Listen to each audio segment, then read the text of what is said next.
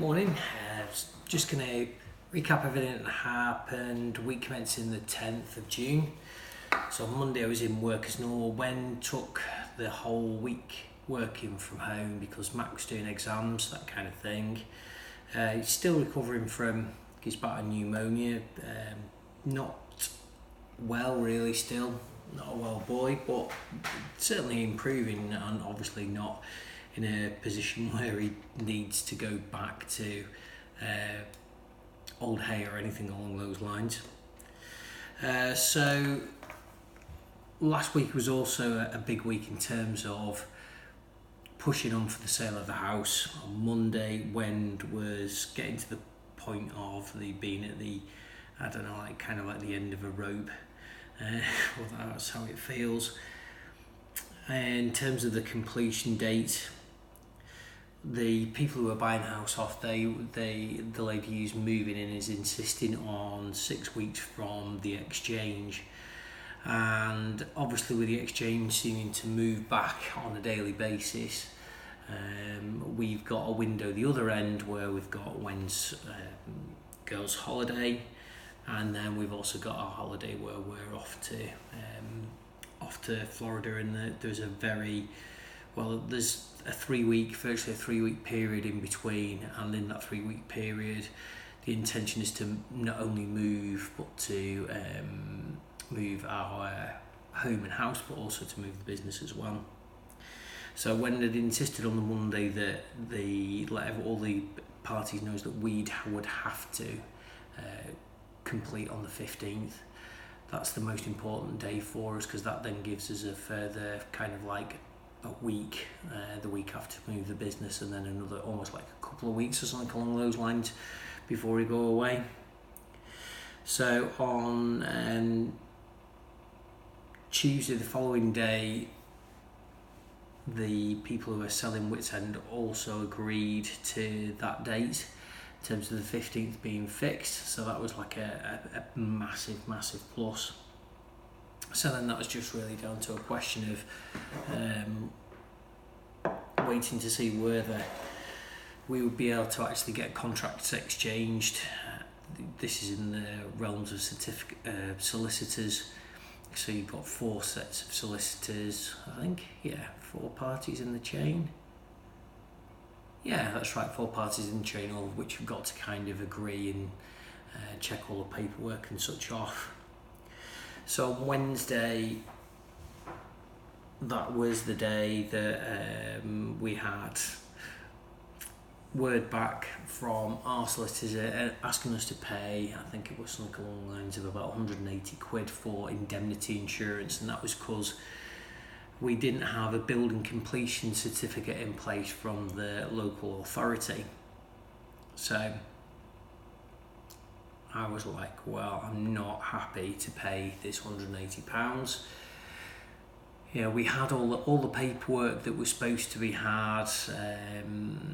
I'd kept every single piece of paperwork from the sale or the purchase of Ashgrove House in the first place. So for me, there was absolutely no reason why this couldn't be here. So then proceeded to then ring round our house builder amongst anyone. And the good thing was that the person I think who's been absolutely amazing over this purchase of purchase is our estate agents.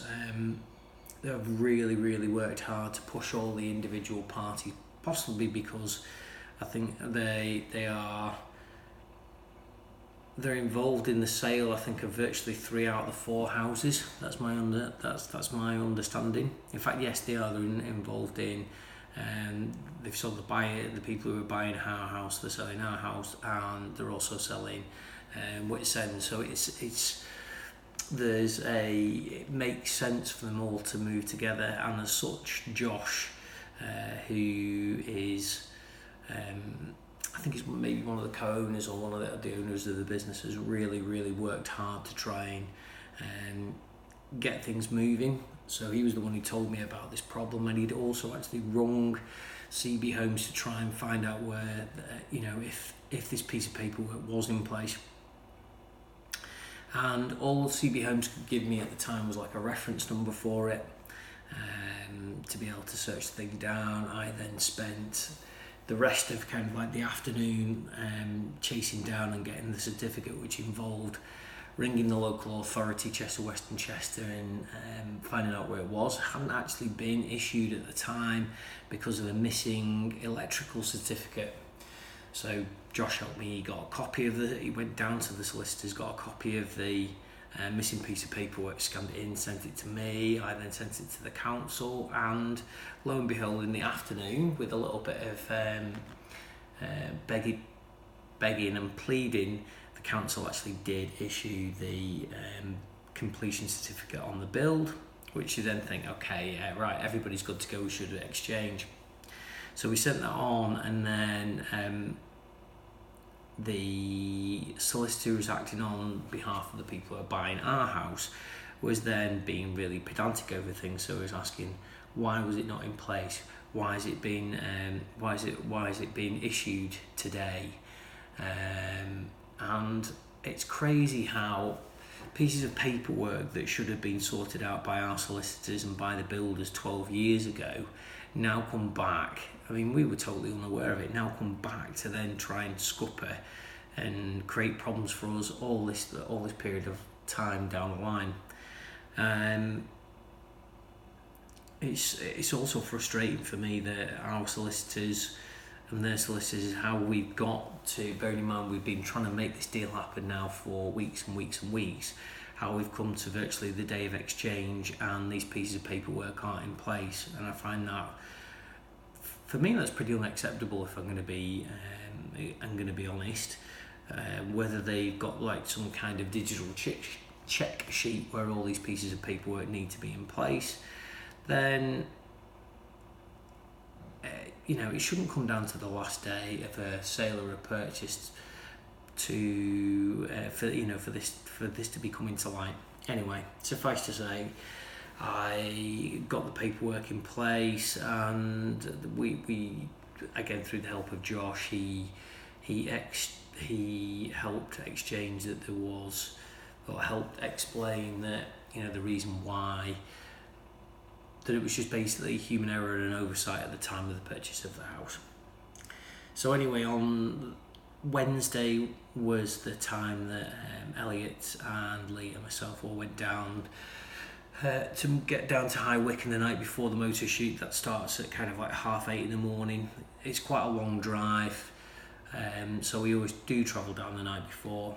Historically, tended to travel down a little bit later, kind of like after tea, but we decided to move on after work.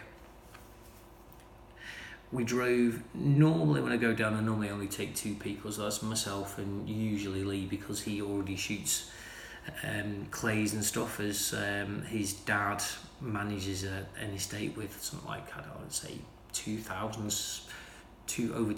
square, over 2,000 acres, sort of like a massive estate for somebody who's you could definitely say is a landowner of somebody who's extremely wealthy. So the good news is that means that Lee is a really great shot. But anyway, on this particular time, we decided, we agreed that Lee would come down, Elliot would come down as well, and that meant that one of them had the joys of going in the back of my car. Now, for those who don't know, I drive an old 2008, so yeah, an 11-year-old BMW, which I bought outright. It's nice and comfy, it's quick, it's relatively economical. It's a 3-litre diesel BMW, but it is definitely a 2+2, so it's big enough for the kids to go in the back. Yes, I could go in the back, an adult could go in the back, but they literally have to lean forward in the seat, otherwise your head literally like touches the roof. It's a little bit like a TARDIS in reverse, so it's massive on the outside, but whereas a TARDIS is infinitely big on the inside, the BMW is infinitely small on the inside. I've never really understood how they've managed to do it, but I think it's something to do with just getting the cool lines. It's got big flared arches, the wheels seem to stick out, and yeah, it's just kind of like a pretty much a cool shape. But for both Lee and Elliot are big guys, and both of them are knocking on towards 6 foot tall, so that is difficult for them to fit in the back. And in fact, on the way down, it ended up where Elliot had one leg behind Lee's seat and the other leg stretched out in a straight line, going down the centre console, so his foot was virtually touching the gear stick. And we had a good laugh on the way down. I think we got down there probably about 8:30, 9 o'clock, after making multiple stops for food and toilet and all the rest of it. And we played Guess Who on the way down, and there's quite a lot of moaning and grumbling going on, but it was all in banter. And in fact, it was probably it had me laughing so much that at one point that I just couldn't stop crying, and literally my chest was hurting, and I just had to like beg them to just literally be quiet, because otherwise I couldn't see where I was going for tears in my eyes. Which is, it's just good, it's healthy to be able to have a laugh, and it's just nice to be able to go down, have a couple of pints with the guys, and sat down in the evening, and in our rooms, which even getting the rooms was a joke. The place where we stay is really nice, it's really clean, quite comfortable. But the guys who are running it are Polish. It's got this little bit of a kind of like a quirky, almost like a Faulty Towers feel to it in terms of the way that they organise things. But they are really, really nice guys. But anyway, I had the phone by the side of me at the side of my bed, and also the little mini laptop or Microsoft Surface thing. Somehow or other I grabbed hold of the phone to check what time it was as I was watching, I think it was, The Hangover, and the phone dropped to the floor, and while I was lying flat on the bed, rather than get off the bed, I tried to reach down and pick it up, and I got this massive pain, like a muscular pain, and I had a bulge that then came out of my chest, which I'm going to assume is a hernia. And I was like, the pain was like it really was pretty bad, like a really, really sharp pain. But I lied down completely flat, and I literally just rubbed my stomach, or upper stomach or lower chest, or just underneath where my rib cage is. And sure enough, the bit that was bulging out of me actually did kind of pop back in. So we both, I think Lee and Elliot were next door. I could hear them listening to the same film, funnily enough, and pretty much turned everything off about 12 o'clock to get some sleep, because we were up early for in the morning. And Thursday morning was the day of Mac's literally last exams in school. So he's now 15, going 16 fast approaching. So he was still, that's his last day. Thursday we were up, got down.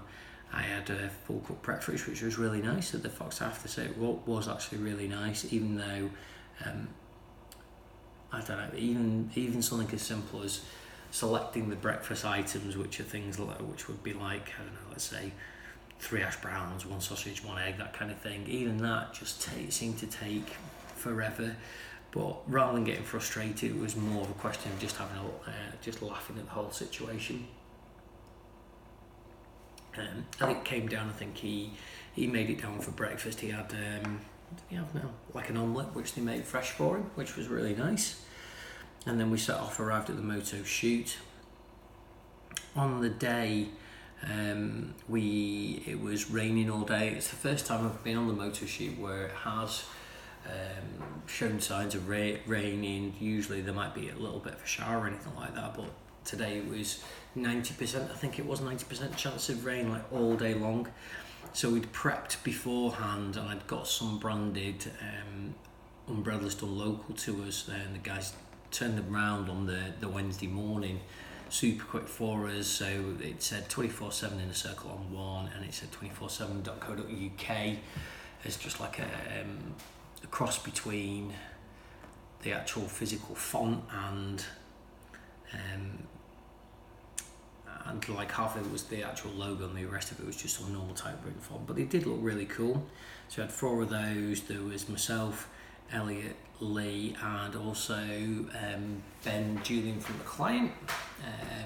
He's kind of, we got on really well with him. He's one of the part of the brand team who looks after things like Arlo's and Chow and whatnot, and we had a really good day. I think we shot pretty well. It felt like we were shooting really well, and we were feeling pretty confident that we'd done, I don't know, we felt like we could have even won it if we're being literally telling it as it is.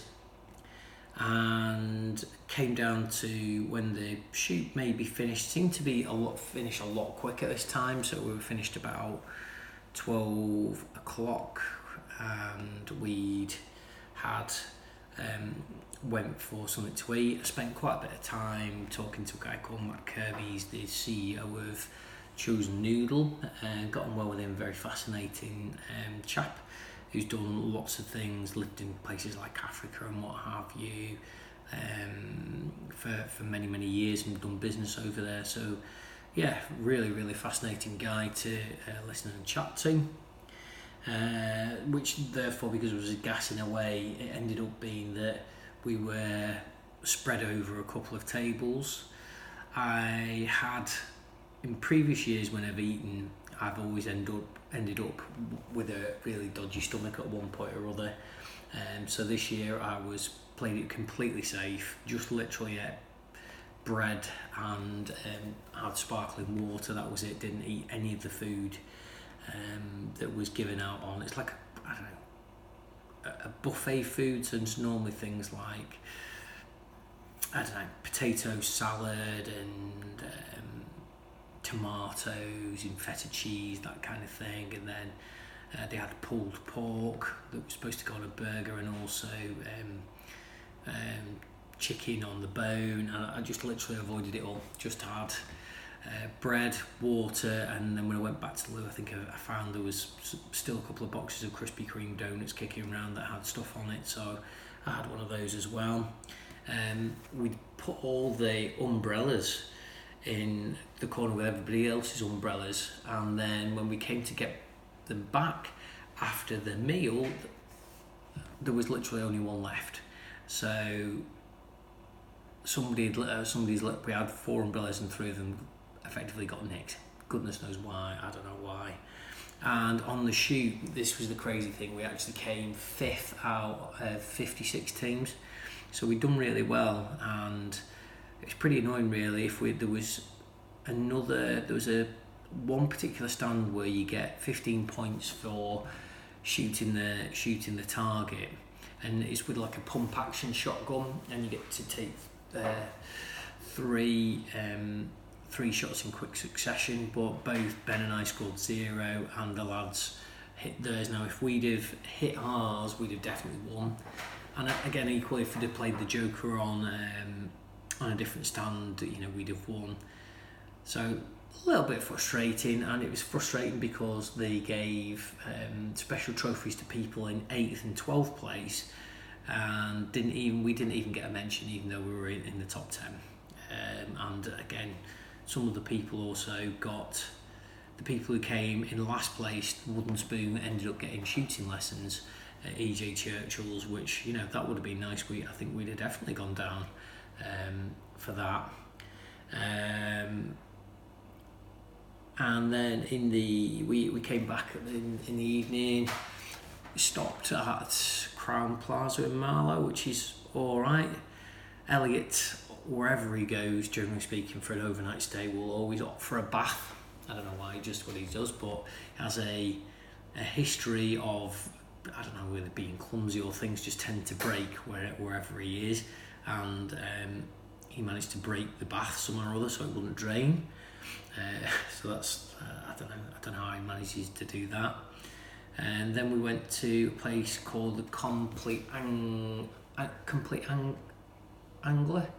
Yeah, Complete Angler in Marlow, which is a really nice pub by the side of a bridge, but it was raining, so I think most people just stayed in. It was kind of, you had a buffet meal, which had a nice plain burger at, a bit of dancing, drinking, and we also had drinks tokens. This is the crazy thing. We actually printed the free drinks tokens, ended up with 5 drinks, but obviously if we'd have thought about it and got some samples, we could have ended up with a heck of a lot more.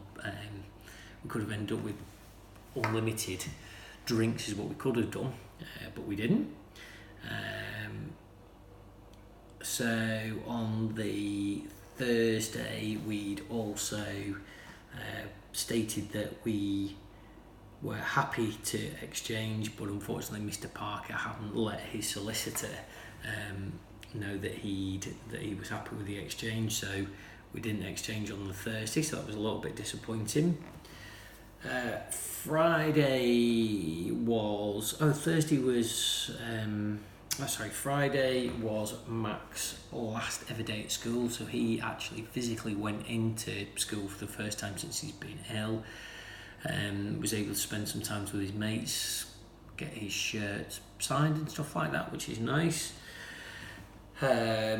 We were returning from the shoot, got up, had all met down, I don't know, about 9 o'clock, something like that, had breakfast, and then Elliot had been in the backseat on the way there, so Lee went in the backseat on the way back, and Elliot managed to had to stop to get some some diesel for the car on the way back.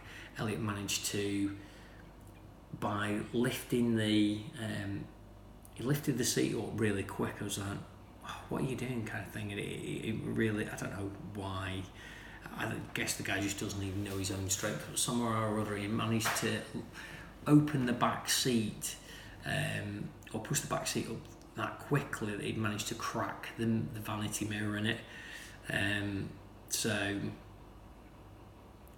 But to be fair play to him, he did actually fess up that he'd broken it.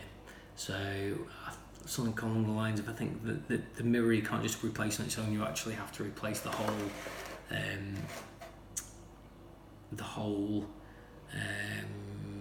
actual mirror, and I think it actually comes with the light as well, so it's cost something on reason £25 just for the actual physical parts alone. So he wasn't best pleased about that. We're still then all waiting for Friday morning. When I got into the car, there was some confusion over the funds, and that we needed to put more funds to it. Luckily for us,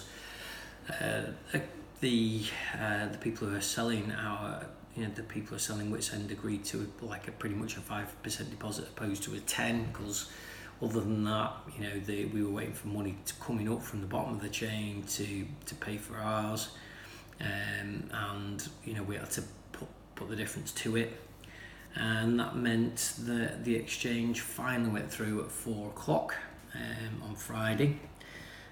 So there's now, and that's all kind of locked in for the 15th for us moving. So yeah, it was a long journey back. We probably got back about 2 o'clock, something like that. Yeah, 2:15.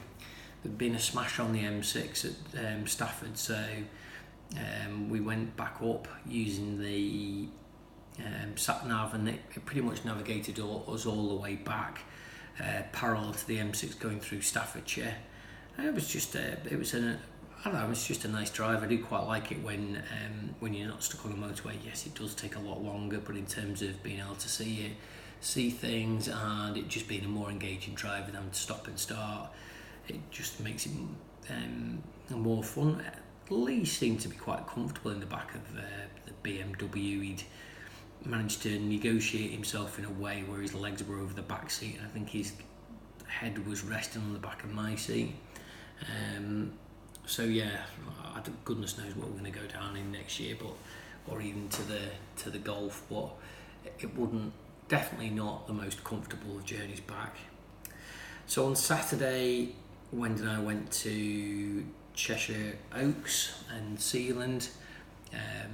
I did a little bit of filing when I was in the car when I was in Cheshire Oaks. Then we went to Sealand and put a name down and ordered the couch that we need for Wits End, because it's just there's just the way the layout is. You end up having almost like 2 seating areas, and the couch just needs to be much bigger. So we've ended up with a 4-seater and I don't know, it's like a 2-seater with a console, almost like a middle bit with a bit where you can kind of like put your remotes in or put your tinnies in or whatever.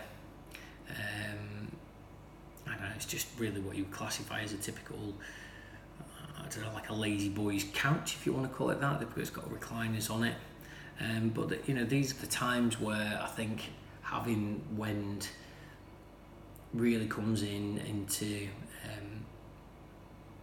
its own, because she's really great with making decisions on things like colours and what have you, whereas for me, I sit on one couch, sit on another couch, and then before I know it, I'm literally like in a complete state of confusion. I'm not even sure which couch I like best. But anyway, we went around a number of places, and in the end we just plumped for the couch that we'd picked almost like pretty quickly the first time round. It's slightly different to the one that we've got at the moment, and I think that's probably one of the reasons why we do it. It's got like a traditional look with like an arm that's shaped kind of like round there, and it's got like stud detail on it, and it is a manual recliner, so that we don't actually have to have leads, because a lot of the ones are power recliners, but then you've obviously got like a black lead, which is not so much a trip, well, I suppose it is a trip hazard, but it's like, well, how do you hide or disguise the lead? And you can't really do that. I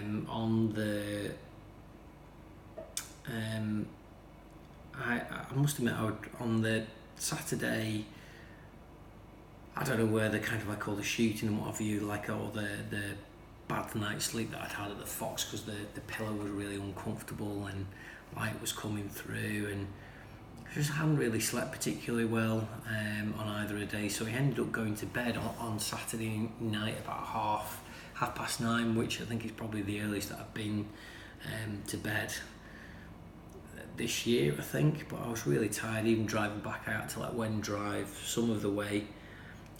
But crazy thing was, you could hear rave music, and I don't know, you could say how the mighty have fallen, but Judge Jules, who was a massive DJ back in the days when I used to go clubbing it, and he was a Radio 1 like dance night DJ or something along those lines. He was playing at Winnington Rec, so I suspect that's where he was playing from, but I could literally hear it through double glazing our house, which just seems bonkers. I think people apparently on Facebook were saying they could hear it all the way over in Rudheath, which is even further away from Winnington. But yeah, absolutely nutty and crazy. Sunday I was up. I think that was one of the reasons why I'd gone to bed at 9:30. I wanted to have a decent night's sleep. Got up. It was Father's Day. Mowed the lawn, and we've got this bulb patch, which I think on the lawn where it was repairing it being sunk. So I'd managed to this Rob's cut like like a channel around the outside of the lawn, and there's some bits of grass that were growing in there, so I managed to transplant those, and I've put that in the middle of the bit of the lawn where the grass isn't really growing properly, and I'm going to hope that in the period of time in this next month that thickens up to the point where it's not that noticeable.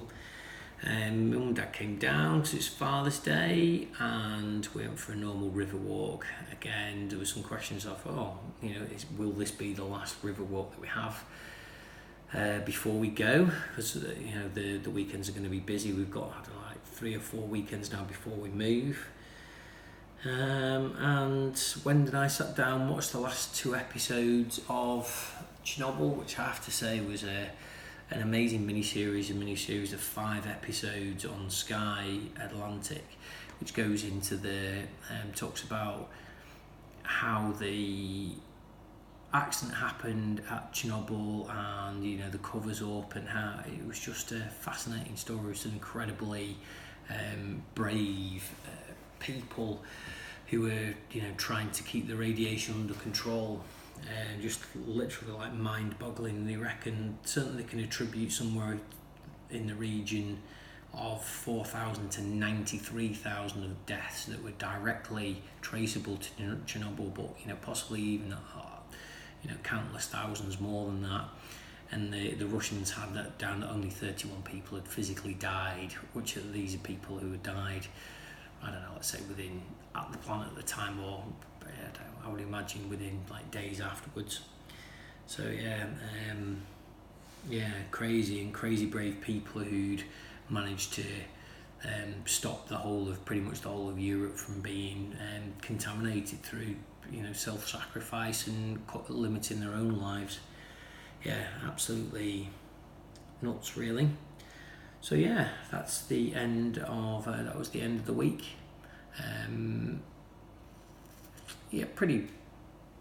Pretty I don't know, not really subdued, but quite an easy day for Father's Day. It's just nice to be able to have have a family unit that's still there, through thick and thin, and like having sons and what have you that can completely make me proud all the time. So I am a very lucky and a fortunate man, and strangely enough I still managed to get, even though I didn't get any more chocolate oranges for Father's Day, I've still got three and a bit left, and that's even with me being generous and giving probably about 50% of each chocolate orange away. So quite proud of myself on that front. Need to definitely get myself checked into the doctors to investigate more about this hernia. Wen's has made me to promise that I'm not going to lift anything. Obviously that's how could I put it, pretty unlikely taking everything into account. So need to get that booked this week. Okay, so anyway, till next week, thanks for listening. Cheers then, bye.